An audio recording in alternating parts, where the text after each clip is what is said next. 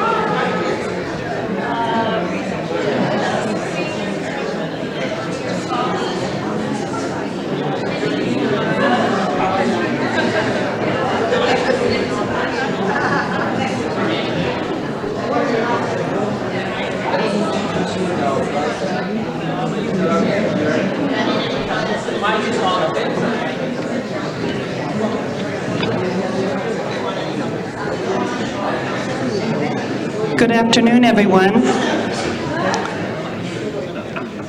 Good afternoon. I am Inga Musselman, Provost and Vice President for Academic Affairs here at the university, and I also hold appointment as Professor of Chemistry. It is a pleasure to welcome you to our wonderful campus for the 2019 Burton C. Einspruch Holocaust Lectures.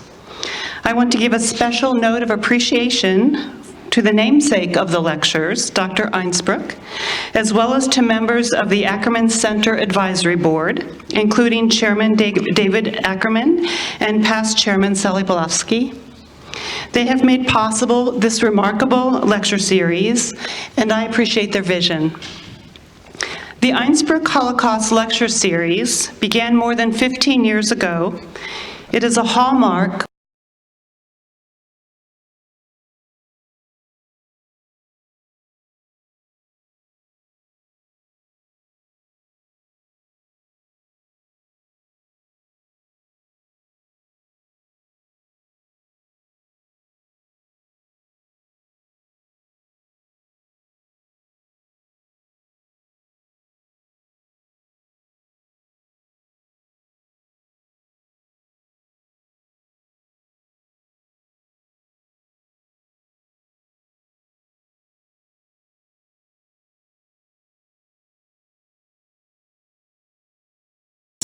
I'm in my 28th year, so you will understand that I am rightfully partial to this great university.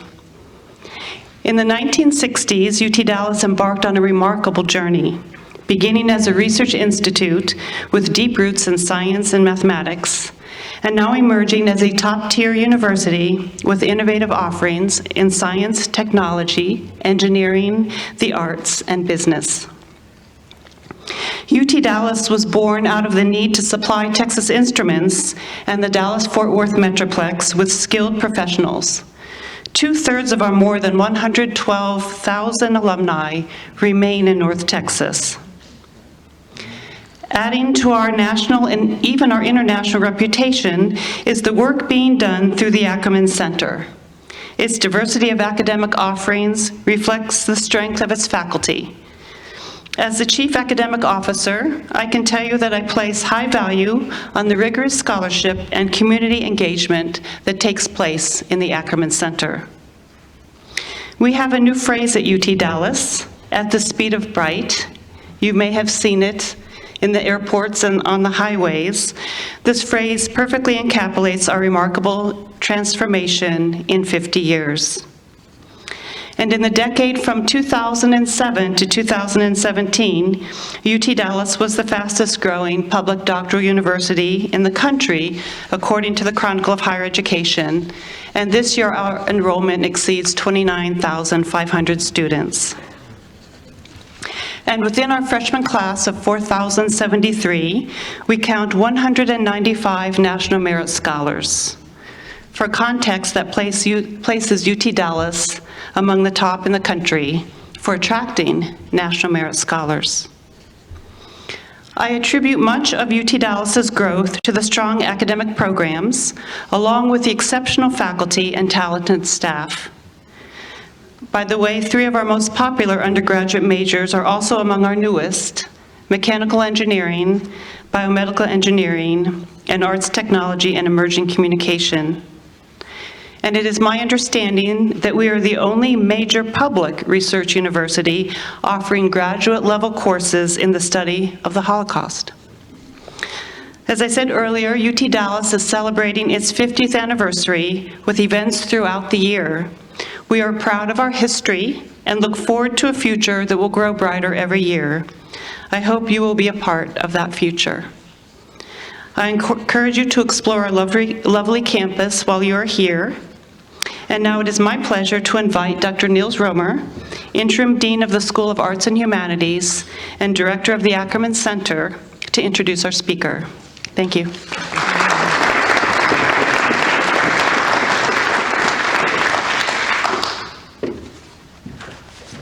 Good afternoon. I think it's my first honor and responsibility actually to welcome indirectly Bert Einspruch, who unfortunately is today not with us, but who's watching via live stream. So I want to make sure that he knows that we're all thinking of him, because without him and his foresight, this lecture series would have obviously never existed. So he said, well, this is going to be the first one that I'm missing, but then again, I'll be there in spirit and at least virtually. So I think I wanted to make sure that he knows that I remember him.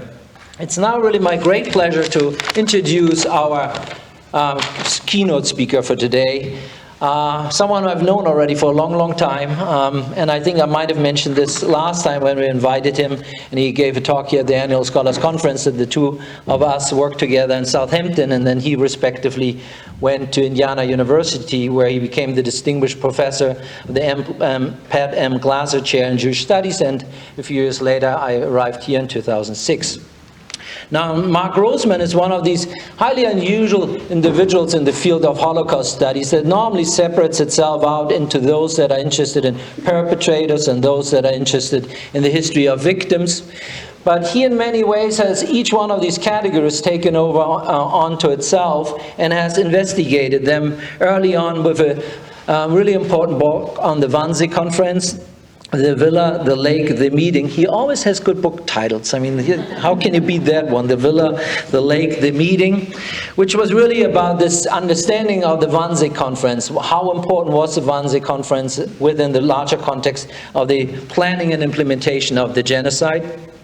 And then he took on another role as part of a larger project of elucidating really the Jewish responses to the Holocaust. So for a long period of time, in terms of the Jewish responses, we were largely thinking of them as very passive victims, but an initiative by the Holocaust Museum resulted in multiple volumes, and he spearheaded one of those that chronicled really the history of Jewish responses from 1933 onwards, and really illuminated the plethora of responses, of ways by which Jews comprehended, understood what was happening to them, and the kind of choices that were available to them. So after perpetrators and victims, now he has seized upon yet another one of these categories where for all too long we thought we knew what we were talking about, the rescuers. And I think this is what he's going to talk about, which is based on his most recent book, which is really, again, questioning these categories and then complicating them, then some, and then bringing us actually to a really interesting point that at the end where we realize that if we have a better understanding of these categories, we actually gain much also in terms of what it potentially can mean for us today. Now, Mark Roseman has also received numerous awards for the various things that he has published, and amongst them, the one that stands probably out tallest, at least, maybe in the way I look at it, is the Geschwister Scholl Prize. For many reasons, also for the name that it, obviously carries. And it's one that, in particular in Germany, has, to this day, an incredible resonance. So please join me all in welcoming our very distinguished speaker and my dear friend, Mark Roseman.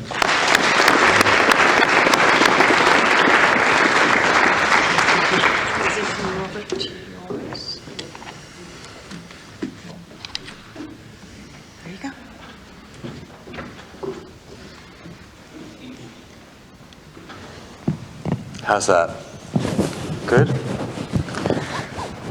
I want to, first of all, thank Niels. It's wonderful to be here. We were colleagues when he was a young scholar at Southampton, and somehow 18 years later, he's still a young scholar. I don't quite know how he's done it. But anyway, it's been an absolute pleasure to see the wonderful facilities here, to see also what Niels has contributed to developing the initiative, to meet Professor Otterhut and Professor Patterson and some of the grad students and postdocs here. It's a real pleasure. And I also want to thank all of you who could be basking at home over the win over the Jayhawks yesterday, but instead came out. So I'm most grateful.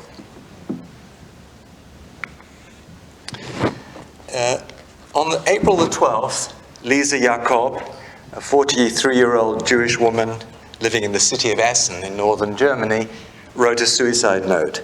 She'd learned that she was going to be sent on a transport 10 days later. She didn't know it was to Izbica, a little community near Lublin where many German Jews would be sent and no Essen Jews would ever return alive from there. But she did already know quite a bit about what living conditions would be like on the other end of the deportation for reasons which I will return. The letter closes with the words, "Farewell, you good people. Everything that I am, I owe to you. Will we see each other again? No, I mustn't even think of that. Your Lisa." And on the 13th, the note was found by fellow inhabitants of the house that she was living in. Only it was a fake. Lisa Jakob was a member of an illegal group. She was indeed a Jewish woman. She was indeed slated for transport. At the time that the instruction came to the house, she happened to be in Wuppertal with another town with other members of the group. They'd long prepared for the fact that she was liable to be deported. She drafted the suicide note in Wuppertal. It was taken back and found in Essen. And for the next 1,110 days, she would be protected at multiple addresses, living in plain sight by this group. On the 31st of August 1943, another Jew from Essen, the 20-year-old Marianne Strauss, asked permission to go to the kitchen. She and her family were under the watchful eye of the Gestapo, who had arrived 2 hours earlier. The family was the last Jewish family in the Ruhr. This was 1943. They had been under special protection, had still been hoping against hope they'd be able to get out. Now their hopes were dashed. They were given 2 hours to prepare for transport. They were going to be sent to Theresienstadt. And Marianne asked if she could go down to the kitchen to prepare for some food for the journey. They said they could without being able to say farewell. She left a suicide note. "I'm not going with, I'm going to take my life. God protect you, Marianne," and slipped out of the kitchen, never seeing her family again. It was a fake. She had come into contact with members of the League of Socialist Life, this group that called itself the Bund.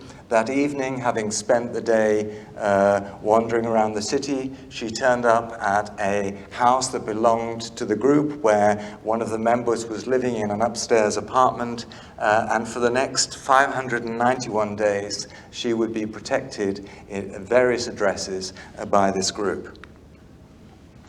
And here's a note in the diary of the founder of the group, a man called Arthur Jacobs, capturing this moment at the very last minute she escaped disaster.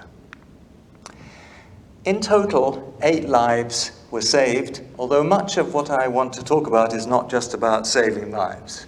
And one purpose of the talk today is to describe a group that is virtually unknown, to show the range of actions that were possible, to ask about their motivation and how they succeeded. In other words, why they did it and how they did it.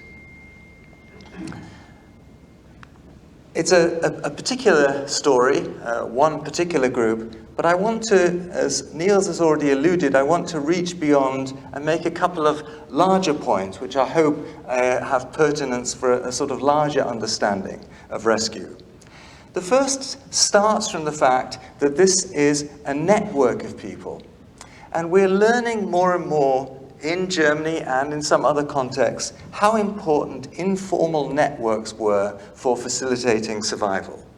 Group action, connections, passing someone on to someone else, pooling resources, these turn out to be very important. And yet our perspective on the rescuer is very much on the lone rescuer and the rescuer personality and the personality of the person who helped. I don't want to diminish the contribution at all, but a lot of the explanation of how people get involved, how they act, when they act, has to do with the connections that they have with a network. And I want to show a little bit of how that worked. And that relates to a second point, and that is that making choices in the moment is very different from looking back afterwards when you're no longer in danger and when you also have the full knowledge of the horrors that what was going on. So the choices that people make on a day-to-day basis often feel different from the way it appears looking back later. This is not to do with forgetting, it's not to do with problems of memory, it's because you inevitably see things in a different light after the effect. And so what I want to uncover a little bit, because of the extraordinary documentation that this group has left behind, is what it looks like in the moment and give some hints of how that might be different from looking back. And it turns out that perhaps more than any other aspect of the Holocaust, our understanding of rescue is really shaped retrospectively through memory.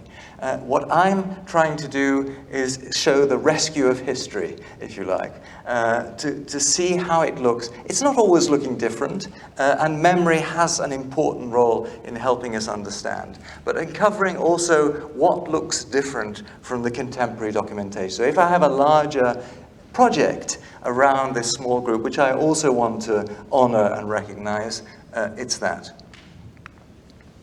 So they came from the Ruhr. They were a small left-wing grouping. They called themselves the Bund. This was a common word in the 1920s. It means league, federation. It's also the word for covenant, and I think the sort of strong, almost biblical overtones were an important reason why so many youth groups in the 20s who wanted to emphasize their strong bonds used this word. There were a whole load of groups that called themselves Bundische Jugend, and many of the kind of attributes of those groups also applied to this one. They were, though left-wing, they tried to bring together socialist ideas with those of Immanuel Kant.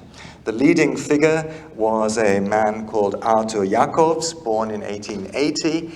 He'd studied with the Jewish Kant scholar Hermann Cohen, was influenced by the youth movement, by socialism. He was a charismatic figure, and after the First World War, he turned to adult education, and it's the groups that he attracted through adult education in the new adult education school in Essen, they were emerging all over Germany at this time, that formed the nucleus of the group. The group that called itself the Bund, as I say, it has nothing to do with the more familiar Polish Bund that many of you will know, but obviously the roots of the name, the same roots of federation or league, come back, are the same. Had a double program. On the one hand, they wanted to be the nucleus of creating a better society, a socialist society. On the other hand, they also, in line with Kant's notion of an ethical imperative, wanted to begin at the level of themselves, their own individual. They thought they had to live out the ethical community, so they saw day-to-day choices and day-to-day practices as very important. It wasn't just campaigning at the societal level, and that's important, I think, in their story. They engage in all sorts of activities, adult education, an experimental school for young people, and so on. Another central figure was Dora Jacobs, Arthur's wife. She was born in 1894. She came from an acculturated and educated Jewish background in Essen. I should say that Arthur came from the Protestant community in Wuppertal. She brought, as well as this Jewish background, she brought something special to the group in that she, as a child, had trained in eurythmics and was very motivated to develop a new approach to the body training and gymnastics. And like there was a whole explosion of different movements, she created a new movement in the 1920s, a school, which in fact still exists today and is still recognized as a school for gymnastics.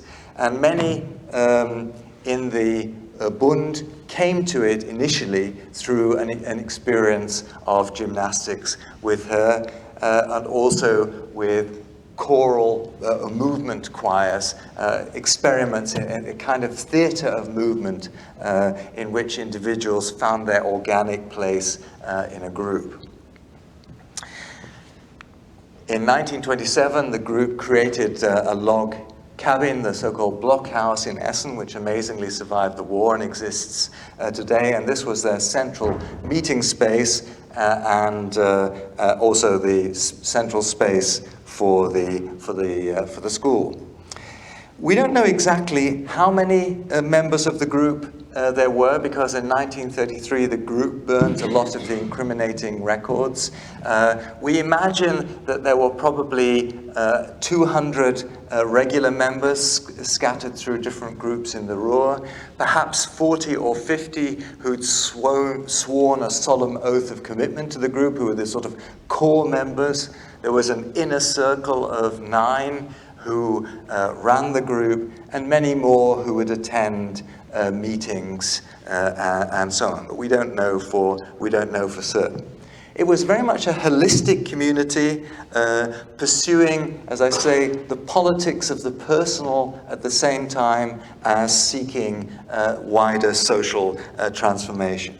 They were anti-organized religion, but in many ways quite spiritual. and the low church Protestant background from the Wuppertal region that shaped many of its members, you could see also in this way that they're working on themselves and trying to improve themselves. So I'm already sketching some characteristics of solidarity, of worrying about the everyday, of commitment to larger change, which you can always already imagine will play a role in this story looking forward. On the other hand, you have to say that this group of slightly quirky, sometimes a little bit twee, slightly spiritual individuals were not prepared for a Nazi onslaught. And I really think this is not a story that one can just eat. Of course, after the war, the group itself wanted to emphasize its credentials and its strengths, and they were absolutely justified in doing so. Nevertheless, when the Nazis come to power in 1933, it's a shock.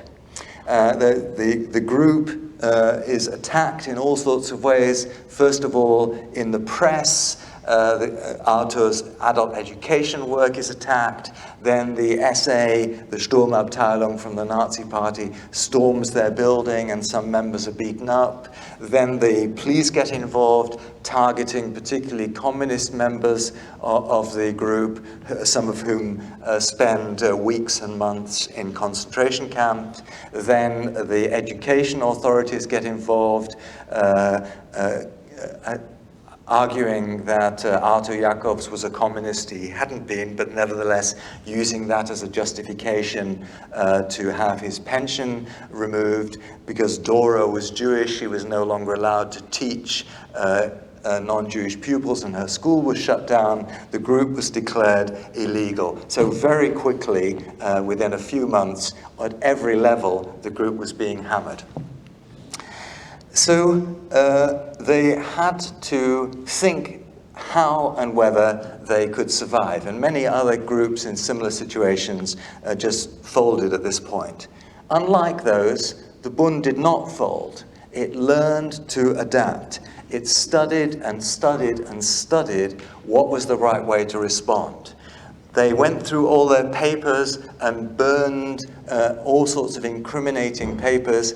And when you burned them, you had to have somebody else who was not personally connected to you watching over your shoulder to make sure that for sentimental reasons you weren't holding something back that might be incriminating. They reorganized their meetings, and they had a special system of invitations like this one that made it seem like a family get-together, and at the same time let others know when they were meeting. They would have staggered times when they would arrive so that you wouldn't have groups congregating outside and so on. Every time there was a mistake, they would study it closely and work out how to avoid it in the future. They also, because of course it wasn't necessarily immediately obvious that there was nothing good in Nazism in 1933. Nazism appealed to the worker in Germany. It promised a new kind of egalitarianism. So they had to study every aspect of its ideology to make sure that everybody in the group understood there was nothing good about this group. There was nothing worthy about it. There was nothing that could be compromised with. And yet, of course, they did have to make compromises, and so they also thought through where should they stand up and be counted and where not. And they were careful. They didn't post leaflets against the regime because they saw how quickly other left-wing groups were being crushed by the Gestapo because they posted leaflets. They didn't resist military service. So men were called up for military service, they went, unlike the Jehovah's Witnesses, who risked imprisonment and execution for not going up. So they were realists, they were pragmatists. They sought to protect their lives, but at the same time, they were thinking, how can we maintain our identity and ourselves under the conditions of this regime? Where they really crossed the line to action is after Crystal Night in November 1938. As you know, on the 9th of November, there was an explosion of violence across Germany. entering Jewish homes, destroying Jewish businesses, burning down synagogues, and so on. In the group itself, most of the Jewish members who had been part of it had already emigrated. The only ones who were left behind were Lisa Jacob, no relation to Arta Jacobs, but a core member who was the star pupil of Arta's wife, Dora, and Dora herself. And it was at this point that Arta said to members of the group, we have to break out of our reserve, we have to break through the isolation of the Jews. In 1942, Tova Gerson, who was a member of the group, although she didn't have very good English, decided to brave it and speak to a church community in Bartlesville, Oklahoma. She'd emigrated there in 1939 because her half-Jewish husband no longer had economic opportunities. He'd gone to the US a year ahead of her, as she then came in 1939, and now she felt that she had to tell this sleepy oil town what the war was about. So she described an incident on the night of the 10th to 11th of November, when attacks were still in full swing, when she, in this mission of reaching out and breaking through the isolation, visited a family acquaintances called the Heinemanns, who were an affluent family in Essen. So she turned up at the house with a bouquet of flowers. Outside, there was still a mob. Somebody came up to her and snarled to her, and you're still bringing flowers to the Jews. She managed to get past them. The main door was so damaged you couldn't get in. She got in through the maid's entrance. She found everything destroyed, the carpets cut up, the curtains burnt, the sofas split open, all the glass destroyed.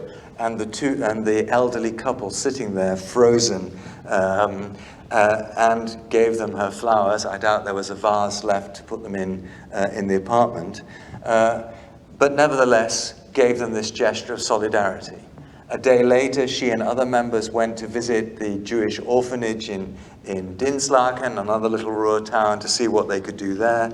Other members went to visit Jews who they didn't know but knew of in Remscheid, others in Mülheim, others in Düsseldorf, all seeking to show solidarity. Tova, incidentally, went back to the Heinemanns to ask if they could provide some funds to help the Dinslaken orphanage rebuild a little bit, and when she got there, she found that the couple had committed suicide.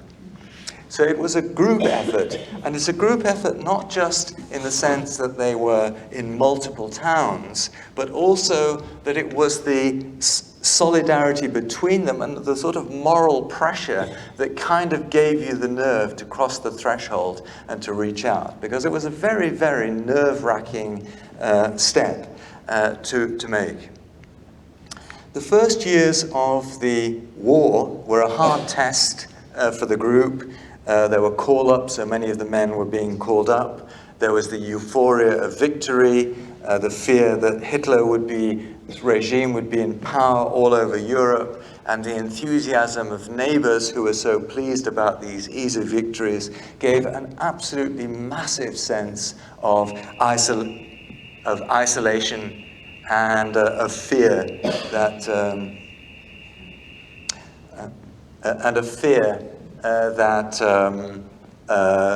they would never get out. But Lisa Jacob was alerted to the fate of Jews who were in the Posen area, who already in 1939 were being deported from Germany and dumped in the occupied area of Poland, the general government, and left to fend for themselves. And so Trudy was given a contact and begins a correspondence, an intimate correspondence that goes until 1943, in which 30 to 40 members of the group sent parcels to this person, Trudy Brandt, who incidentally was a distant cousin of Erich Fromm, and who didn't survive, And she then acted as a distributor of the goods that they sent to other deported members of the community. The parcels, I think, received until 1941, but sporadic correspondence goes on until 1943. We don't have Lisa's letters, but quite a lot of Trude's letters survived, and they're extraordinarily moving. 2 packages have arrived. I cannot tell you how much they warmed my heart. The first to arrive was the parcel with the cardigan, sofa cushions, and yesterday the coat. What a beautiful coat you sacrificed for me. How kind of you, and it's just right for me. And then she says, this sort of slightly witty, that is a little bit funny when I eat bread that I baked from your woolen jacket, or potatoes that in a previous life were once underwear. In other words, she's bartering the things that they sent in order to get foods. You can see in the letters her struggling to express gratitude and what the parcels meant. More than her own comfort, it was her ability to help others with these goods. She had been sort of the point person for aid from the American Joint Distribution Committee, but that had faded away because the Joint was no longer able to reach them, and so now she was using this as a last little bit of help. And we also learn that it wasn't just about the material support, but about this sense of a connection, not just that she hadn't been forgotten, but also that here were like-minded people with whom she, in many ways, she felt connected in terms of ideas and value. And so it is important that new strength flows in from somewhere. In fact, it is essential for survival. To feel the warmth and proximity of people so similar to myself is like having a transfusion after losing a lot of blood. It is life-saving. That is not just an analogy or a phrase. It is the purest truth. Do you sense what you're giving me, how much you are helping me with the only kind of help that is useful for me, which I need? We don't know how many were helped like the group, but it shows not only that it was possible to send parcels to occupied Poland, something that we hadn't really known, but also this important psychological and spiritual dimension of aid, which I think changes somewhat our emphasis on the practical. In fact, this was practical because for the effort that was needed to survive, you needed a psychological, moral wellspring of energy, and this could help provide it. In September 1941, the Yellow Star is introduced for German Jews, and in October, deportations start from the Ruhr region. At that point, the Gestapo also introduces new penalties that were at first secret and then in November became known, of 3 months in concentration camp for those who were found helping Jews. But it didn't stop the Bund. They show solidarity with the deportees, helping them get together equipment that might help them survive in the East.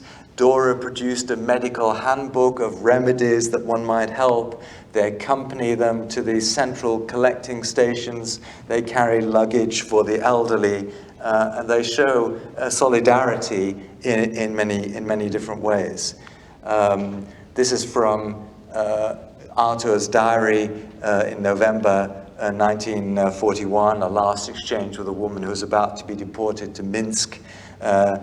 She wanted to thank him, and he wants to disburden her from gratitude and say that actually they should be thanking because she's given them just a chance to alleviate their sense of guilt of being somehow complicit in this regime, which I think was a very advanced kind of thought at that moment in time for somebody who was actually taking risks to provide assistance. We have documents surviving from the group which show that they had an awful lot of knowledge what was happening, a report that gives the numbers that are being deported from different cities, and it's clear that they were reaching out to Jewish community leaders in different towns in the Ruhr, particularly in Essen, and getting information, and then they were trying to inform others about the conditions, because they produced this report, which is sort of anonymized, but contains a lot of information about the transports that was ongoing. Interesting is, as well informed as they were, they didn't yet realize that murder was the policy. And so they write in the report, the official rationale for the deportations is labor deployment in the East. This will be true, but is only a camouflage for the fact that one wants to be rid of them. So in other words, they're actually assuming that this is about labor still. And again, it's that difference between the vantage point in the moment and how it looks afterwards in full knowledge of what this gigantic project was.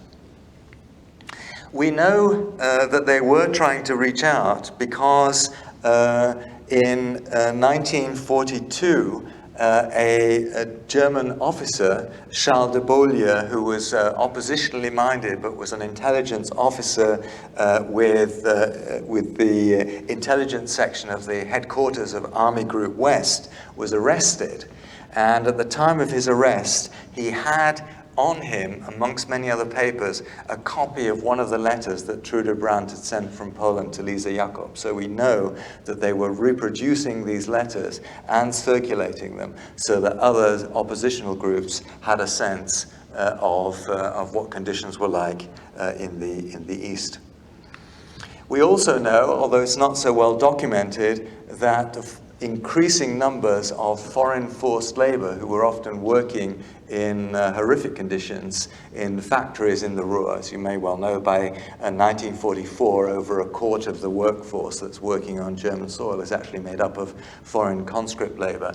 And we know that they were also reaching out to help conscripts. And in fact, a number of the Bund members after the war had rather sort of celebratory trips where they were invited to Belgium or invited to Yugoslavia and feted by those whose lives they had helped save as conscript labor.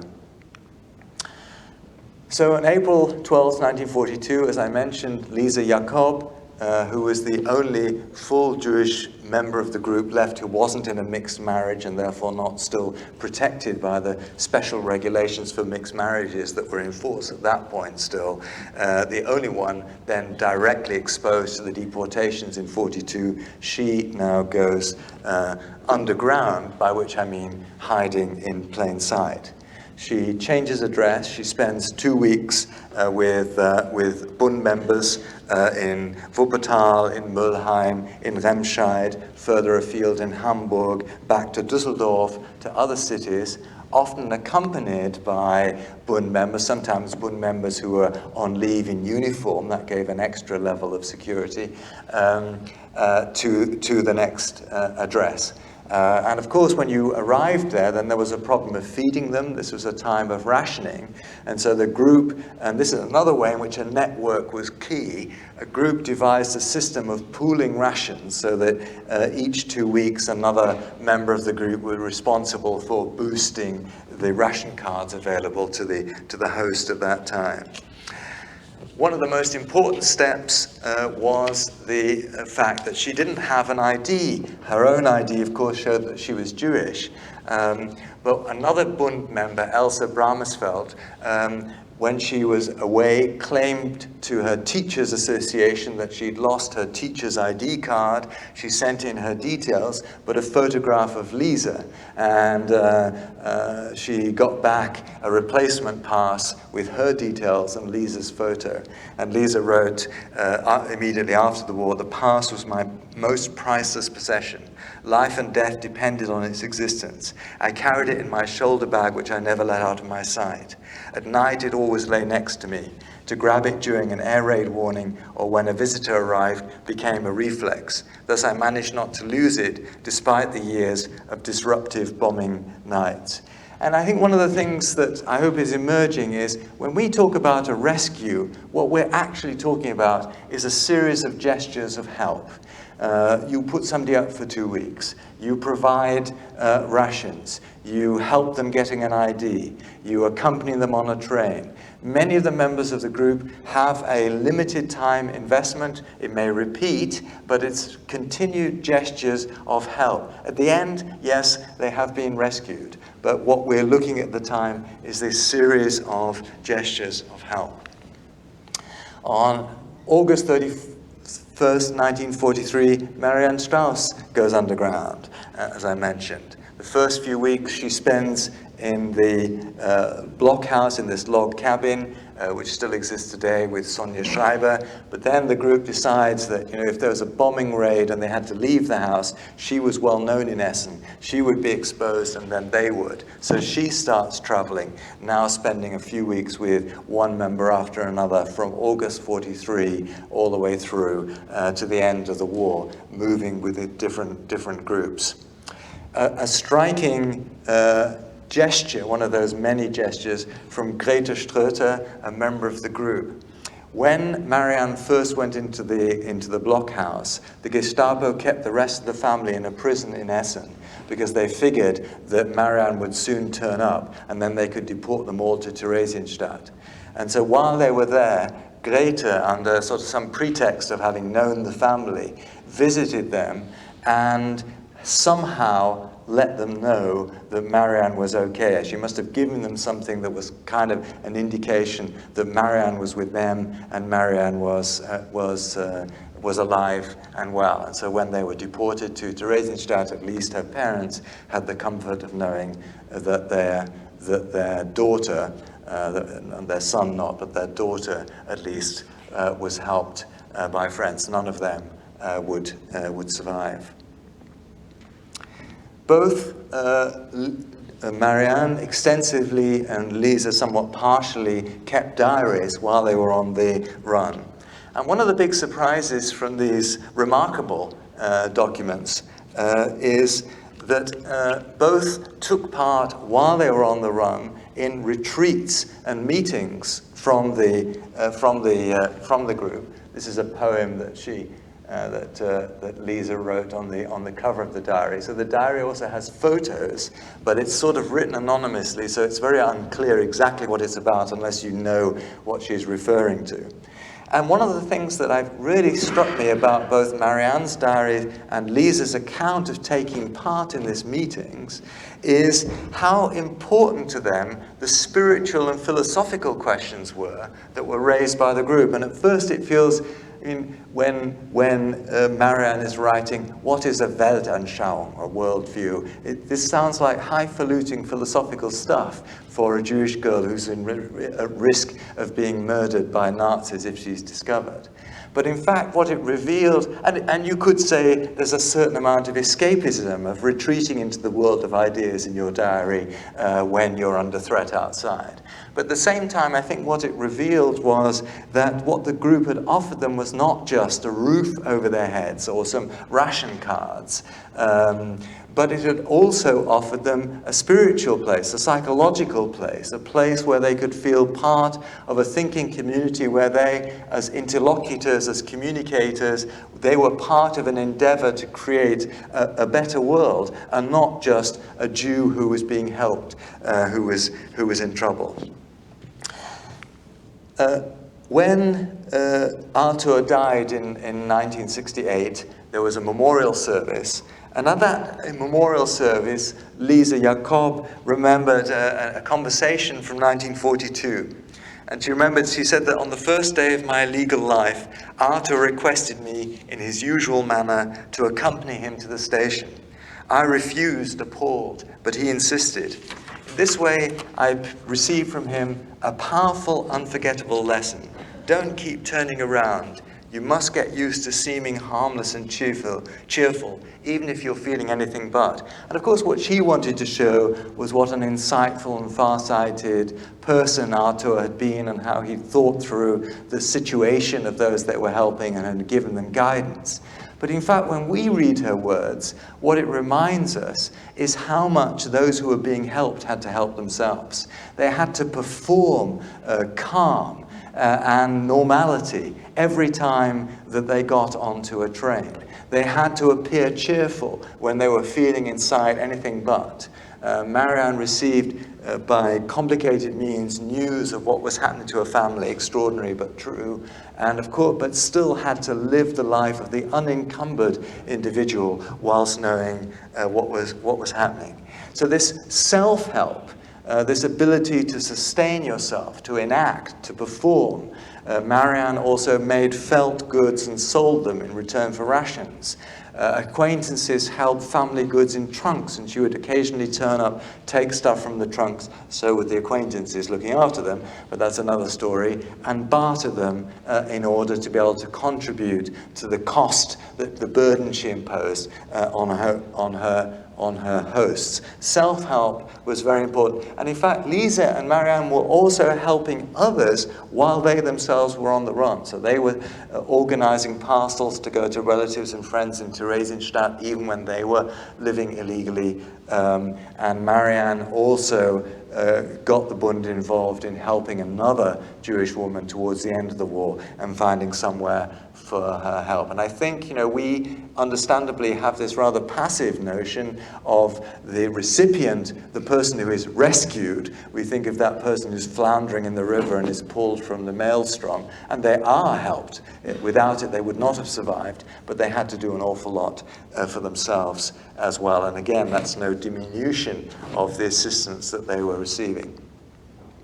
The last year of war is an ambivalent period for rescue.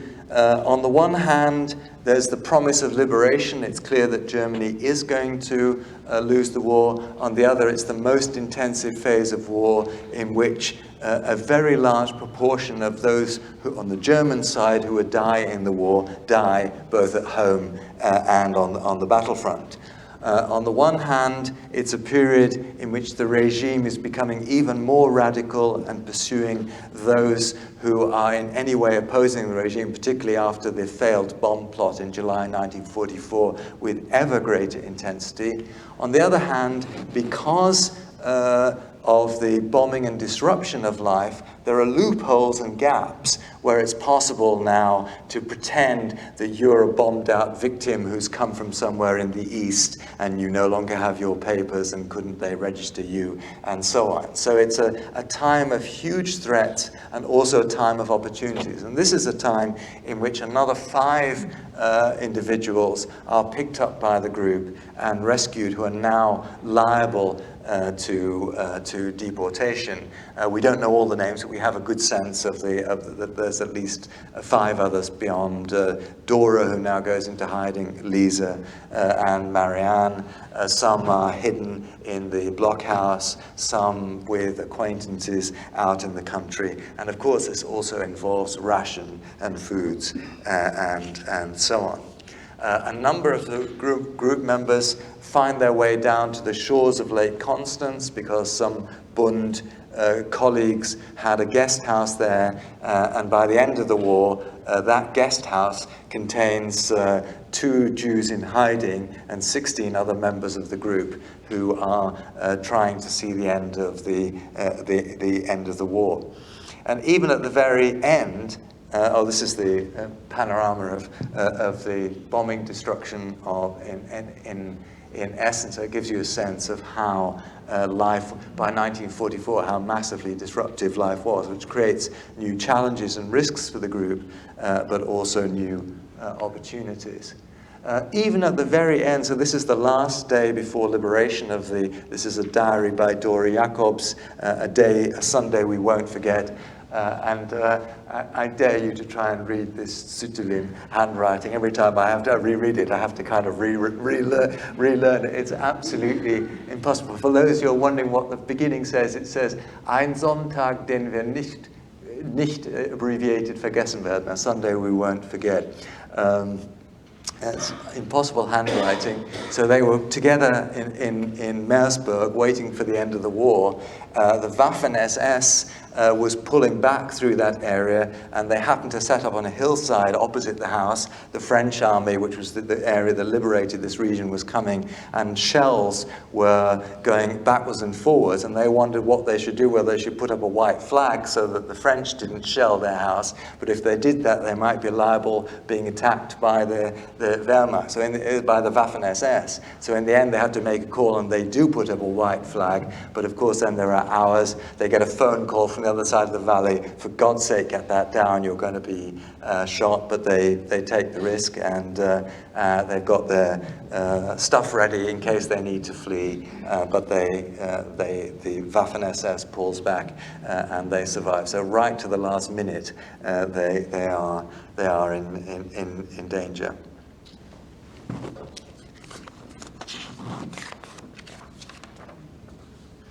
All the people protected by the group survived, and in fact, all the members, the core members of the group also survive, although some of their children who are in armed service don't and are killed. In the early post-war years, the group recognized that its claim to play an important part in rebuilding a better Germany might lie now on its being able to establish what it had done during the Nazi period. And so the group begins to produce some reports on the work that it had done in assisting others. And these are often also useful. They reinforce our sense from the wartime records. They emphasize the group effort, the way that they'd shared burdens and information, the way that they'd given each other courage and stiffened their background and demanded investments from each.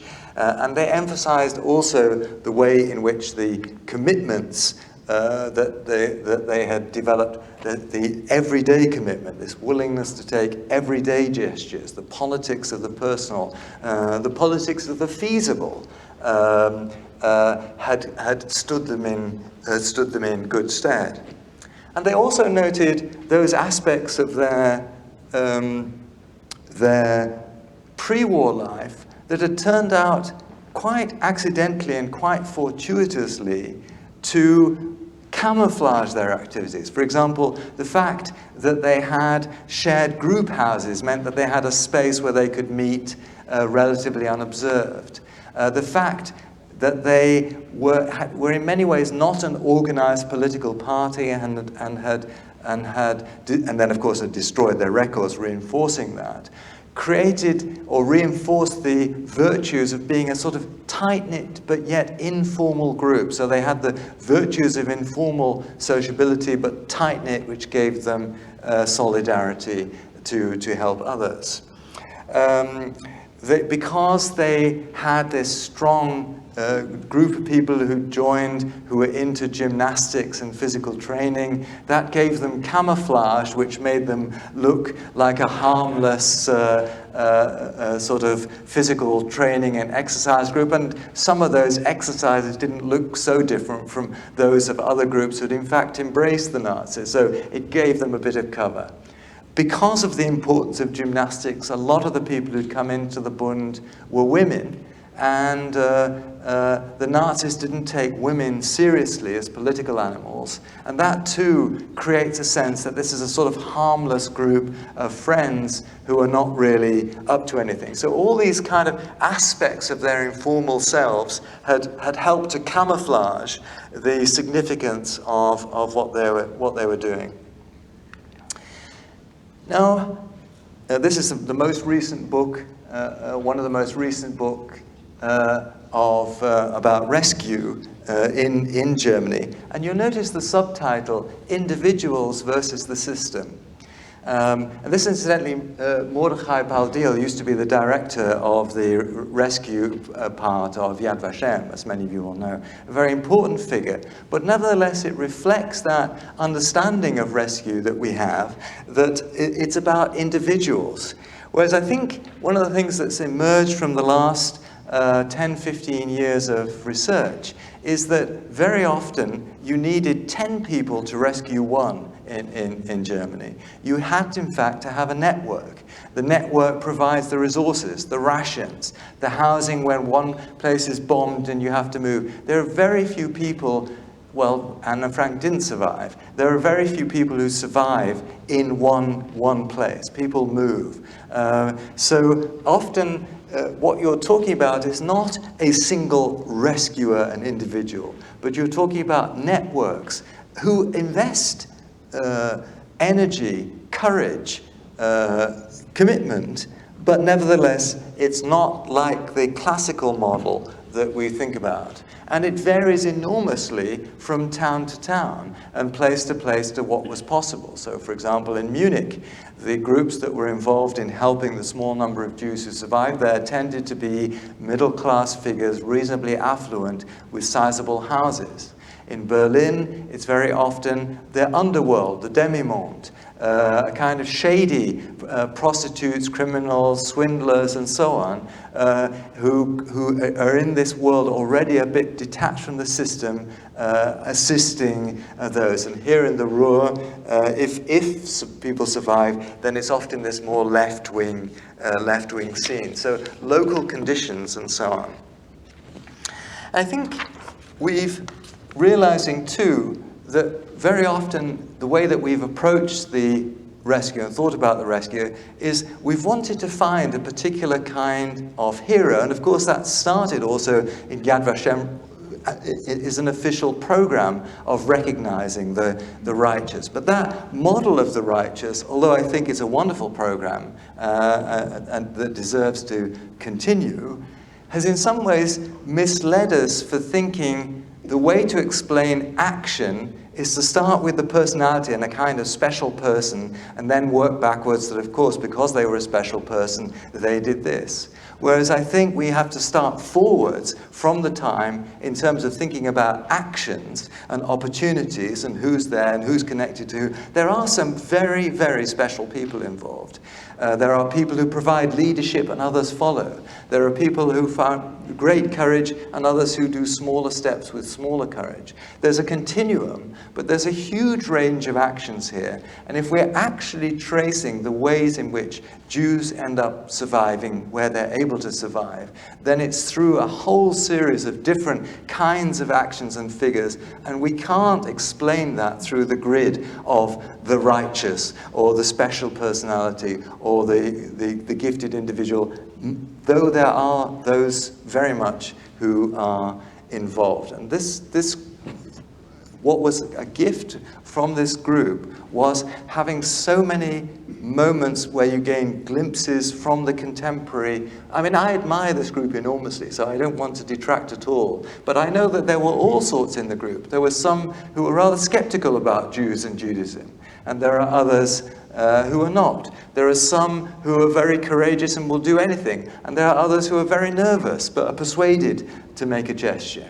There are some who are in it for the long haul, and there are some who are in it for 2 weeks. But understanding the trajectory requires that one sees the full range of actions. So I just want to give, and I'm coming towards the end, but I just want to give you a couple of examples of the way in which I think this contemporary perspective opens up a different way of seeing.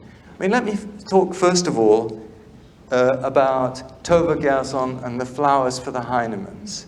Assuming the Heinemanns had survived the war, and as an elderly German-Jewish couple, it wasn't that likely, and then, of course, they tragically took their own lives. But assuming they'd survived the war, would they have remembered receiving flowers from Tove Gerson? Maybe, maybe not. The following day when she went to Dinslaken and somebody wasn't able to buy because the shopkeepers weren't selling to Jews, and she went and bought some stuff and brought it back. Would he remember later that she'd done it? I'm not sure. These are small gestures. They're very, very far from rescue. And yet I think they're very important. Partly there are thresholds that are being crossed here for people who would do something even braver. But partly, in fact, the nerve that was required to go through the baying mob and deliver those flowers was actually as significant as the courage that was required to pool rations that actually did lead to survival. Now, of course, the outcome is very important. If no one was saved, what was the point of it all? I don't want to diminish the importance of emphasizing the outcome. But at the same time, I think we need to recover that vantage point at the moment where people didn't even know that this was all ending up in murder. They didn't know what the outcome was going to be, but nevertheless felt called upon to make gestures of help. A second example, after this wave of help that the group has been giving to Jews after Kristallnacht, in January 1939, Arthur Jacobs, the sort of group's leader, writes to his son, who is half Jewish because Dora is Jewish, and who's emigrated to Holland in the hope that he'd have more professional opportunities there, what they've been doing. And Arthur says, you know, he talks about the value of what they're doing, and one of the things that he sort of feels most inspired by is that the people are rejecting the old way of simply seeking a pleasurable life, a good position, riches, security, and affluence, and they're seeking something more meaningful, a real life. I don't quite know how to read that. You might see it as an anti-Semitic trope that here were these Jewish businessmen who have been very materialistic and suddenly we're helping them find their better or their higher selves, or maybe it's just a more general sort of anti-capitalist spirit and we're these materialist individuals and we're helping them find themselves. But it's very interesting that that should have been an inspiration in 1939. Now that will never appear in 1945. When you know that Auschwitz is where this is ending up, you're never going to say, I see a real virtue in what we did in helping people find their immaterial selves and their spiritual selves and getting over that. By 1942, that was pretty well unsayable. By 1945, that was absolutely impossible. In other words, what we uncover in trying to understand what makes people tick and why they act at the time is sometimes the same, and it's sometimes different. So I think this contemporary perspective can be very rewarding. One other point. You know, because we start with the success of these groups, and quite rightly so, we imagine them, we see them as agents who make something happen, and they are. And what we want to understand is how they found the will to act and how they were able to act. And we want to uncover that, and we want to package that in a way. You know, what does it take to be a rescuer? As I said, in some ways we can't package it because it's so dependent on opportunity and context and group and so on. It's not something that you can package. But even assuming we could, what I think that doesn't see is what the experience looks like from the protagonists themselves, because what their experience is, when we look at the contemporary perspective, is that they don't help, and they don't help, and they don't help, and they don't help, and they don't help, and they help, and they don't help, and they don't help, and they don't help. In other words, when you are surrounded by a genocidal project on this scale, 99 times out of 100, you don't act, you can't act. You cannot possibly help more than a tiny fraction of times and a tiny fraction of people. There is no possible way in which your experience cannot be 99% of the time the utter demoralizing passivity and powerless of not being able to act. And that's why Arthur says, we should thank you. And this is a diary entry where he was sort of going to go to the synagogue to reach out and help, and turned around because he realized he couldn't do anything for anybody. And I think, you know, when the helpers came out of the war, because we often think, well, why were they silent? Why wasn't more said? Well, because on the one hand, yes, they had done something remarkable, but on the other hand, they also knew how powerless they had been. Again, it's a contemporary perspective that one recovers when we're not just looking back from the celebratory vantage point, but thinking about the experience at the time.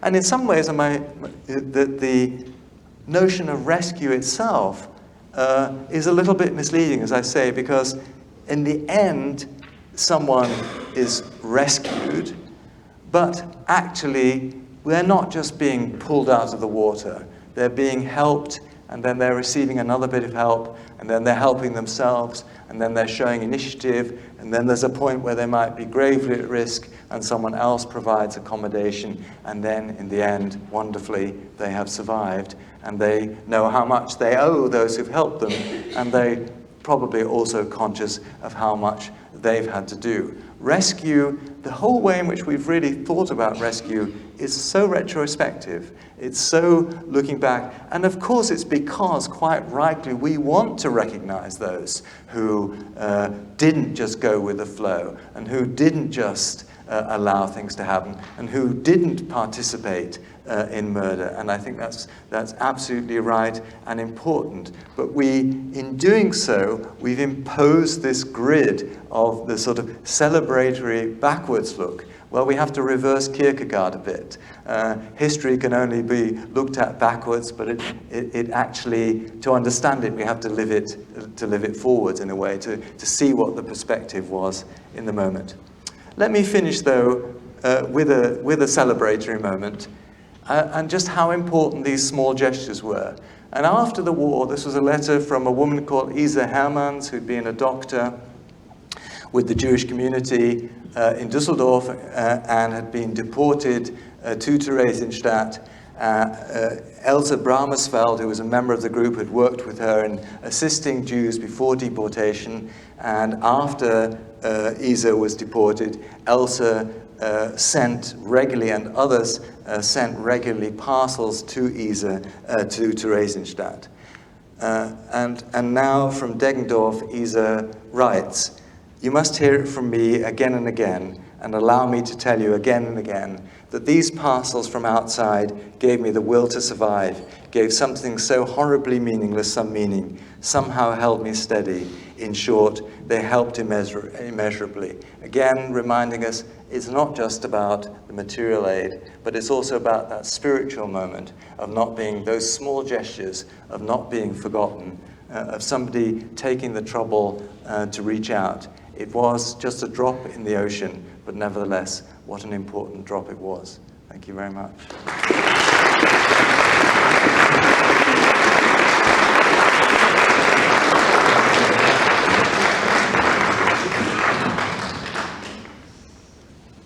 We have now some time to take some questions, and we have microphones to help us. Here's one. Oh, they have one from Dr. Patterson. I have a lot of it, but I don't know. Thank you. Thank you, Mark. That was fascinating and engaging and extremely important. I think that you have brought to light something that very few people engage, namely the not just the importance of rescue, but the importance of help, right? And the smallest gesture has an immeasurable impact, like we see right here. In Victor Klemperer's diaries, he claims that the SS agents would put on a yellow star, just wander around the streets, and if somebody offered them a kind word, they'd get busted. I don't know if that's the case or not, but this is what Klemperer claims. But what you bring out here also is not only something about those who help, but something about the evil that they're surrounded by. When kindness itself is prohibited. I mean, this is extraordinary, I think. No, so, I mean, thank you for your talk. Thanks.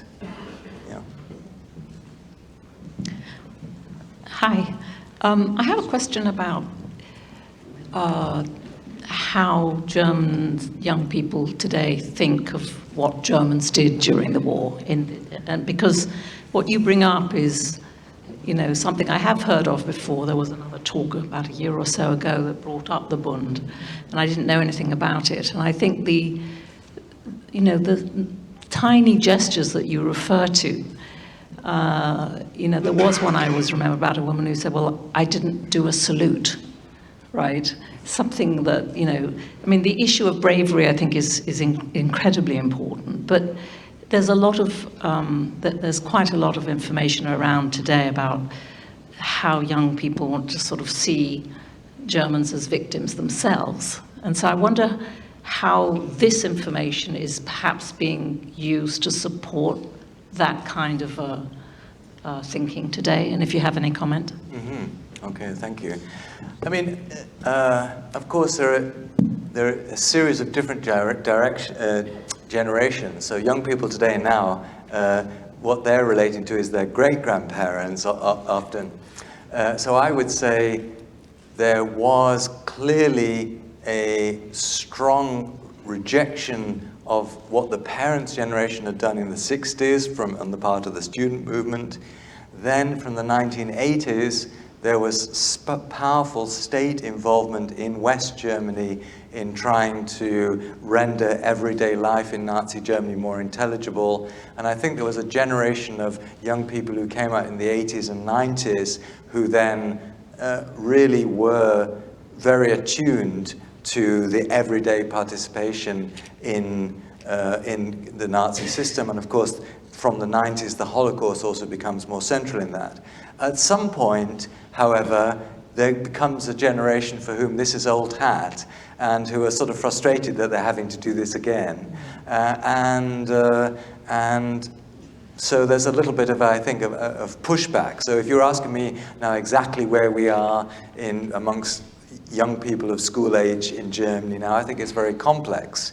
There's also, of course, tensions around migrant communities in Germany who come with their own attitudes and assumptions, and who are don't necessarily feel that they need to shoulder the responsibility of remembering the German past, and may have been learned from their elders to be skeptical about whether all this is true, and that adds another complicating facet. And then there's the young people who were perhaps born after 1990, but are influenced by parents who had worked in former East Germany, and who were suddenly confronted when reunification came with the centrality of the Holocaust in story of memory, whereas what they'd always been taught about was the left-wing socialist heroes in the resistance, to whom they were the honorable heirs because they were citizens in East Germany. So the answer is very complex now, I think, in terms of placing. But I'm still full of admiration for all the pedagogic work that goes on in Germany. I'm on the board of the House of the Wannsee Conference, and the number of training courses they do, people who are coming in who are policemen or going to be policemen, lawyers who are going to be lawyers, civil servants, and so on. The number of courses and classes and so on, alerting people to the dangers of simply going along, of what can happen when the state goes wrong, of making individual ethical choices, and so on. It's remarkable. So, these days, the speed of change is so disturbingly fast, all bets are off. But in terms of the amount of effort that's still being done in presenting these issues at all sorts of institutional levels, I think is fantastic. So I was wondering, in your research that you did on this group on the Bund, I would imagine you've come across and uncovered other groups, other networks that performed similar acts of kindness. I'm just wondering if you have any idea, any estimates of how many networks like this existed in Germany and in Western Europe, France, and Holland, and how many people were involved in performing these acts of kindness. I can't give you the numbers for Western Europe. And in Germany, groups exactly like this that were formed in the 20s, but were sufficiently low profile to make it all the way through the war, relatively small. There are some left-wing groups like the International Socialist Kampfbund, which was slightly more higher level. Leonard Nelson also combining socialism and Marxism. They're doing similar things in the early 30s, but they're just that bit higher profile, so they can't stick it out. They have to leave, and most of the group members then go into exile because they're too much under threat. So it's an interesting, sort of high-minded, relatively sort of provincial level grouping. It's very distinctive. What then you find is groups like the Kaufmann group in Berlin, networks that form during the Nazi era around helping Jews. So these are not pre-existing groups, but they operate often in a similar way through informal networks and investment and housing and so on. And we know there are a number of those in different cities, and quite a lot of them don't survive. I mean, the Kaufmann group is denounced, and then unfortunately they weren't as careful, and when Fritz Kaufmann himself was caught, he had a list of addresses in his pocket, and so the whole thing was wound up. So there are a number of groups that start like that. In Berlin, there are lots of, because that's where most of the Jews survive. So probably sort of 3,000-4,000 Jews survive within Germany, and of that, 1,500 or more survive in Berlin, which is probably maybe a quarter or a fifth of those who try to have a go at surviving underground in Berlin. Elsewhere, we're talking about the Jews who survive as just a few hundred, and so then there are tens involved in protecting. So the answer is, if you widen it to include informal networks, then there are some thousands of Germans who are involved in one level or another. In terms of organized groupings like this, who have a sort of pre-existing political identity, then it's a very small number. Then they really stand out more, because those groups that had a strong political identity were more exposed, and they had to leave. But there are some other left-wing groups. So they're ones probably talking about a few hundred at most members who are in some way connected to those. Once you look beyond Germany, I mean, there has been work. Obviously, we're talking several thousands, but of course, again, it's still a small minority. There, what's different, though, I mean, that's one point I should have made, and didn't. What's different, of course, and this goes back to David's point, is in Germany, you're surrounded by people who, even if they're not particularly pro-Nazi, they're rooting for the country that's at war and for it to win. And so you're on the wrong side. You're against the state.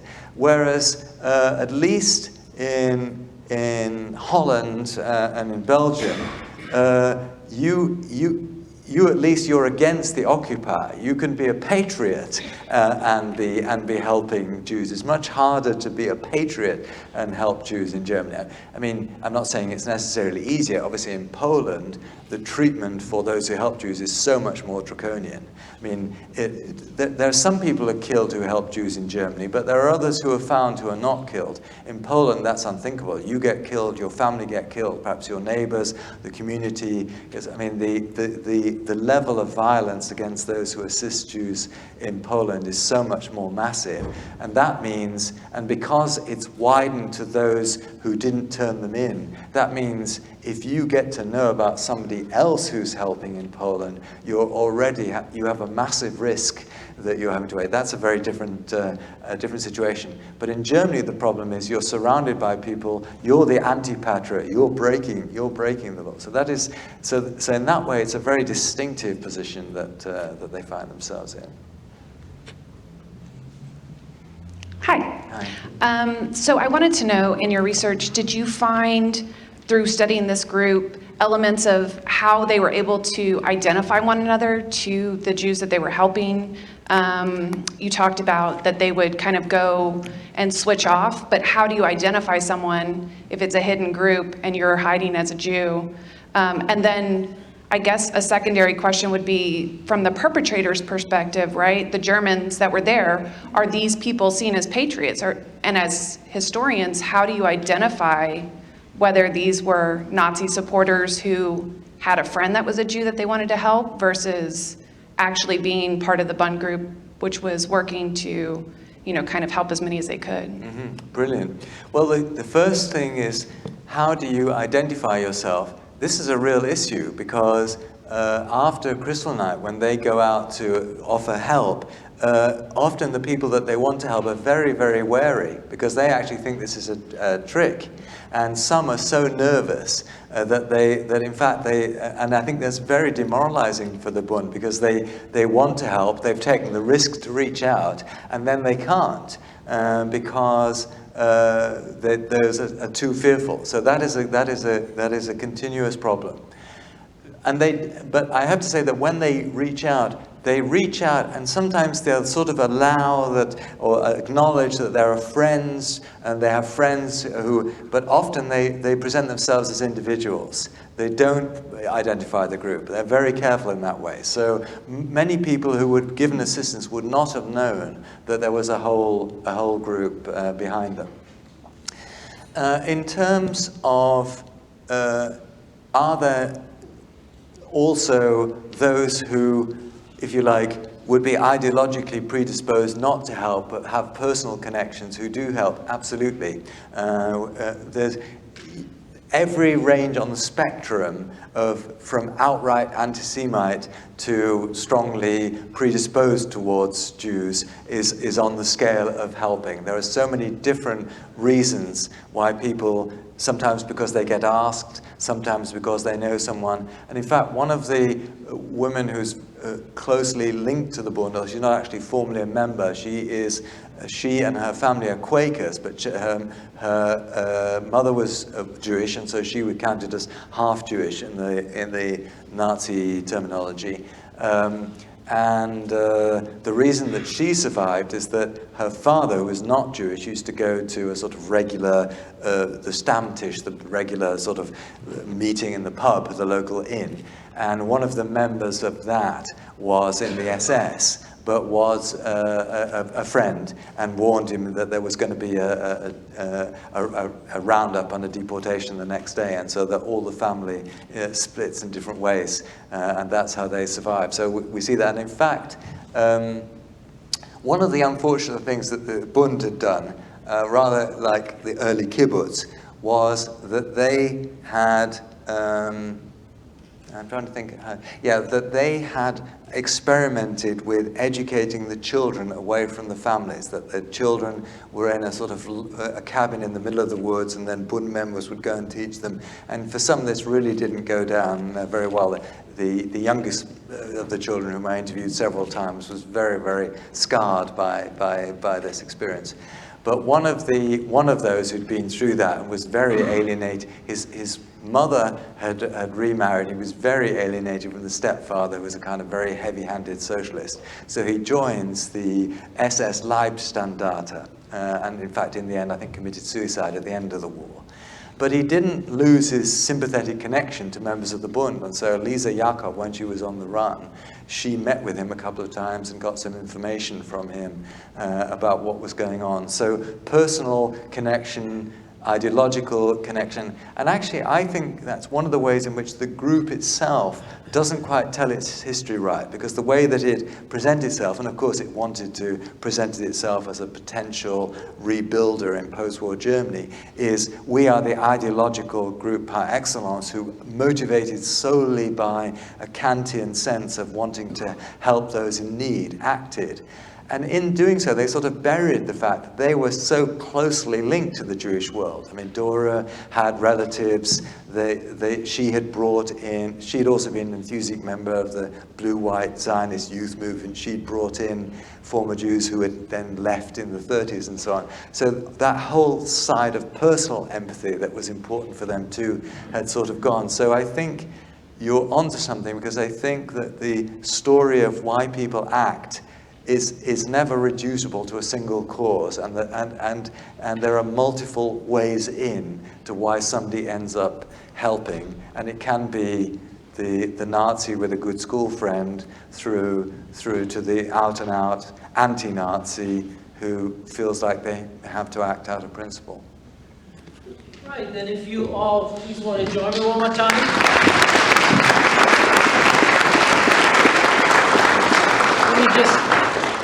Let me just make 2 or 3 quick announcements. One is really critical. Tomorrow's lecture is not taking place here, but rather at Spin Gallery, which is on the northern part of the campus. So just make sure after today, I'm sure you will want to hear more of him, that he come to the right location tomorrow morning. And then secondly, we have outside coffee and sweets prepared, as well as the opportunity to acquire this book. Mark has brought all of his fountain pens with him and is ready to go. So meet him outside. Thank you very much.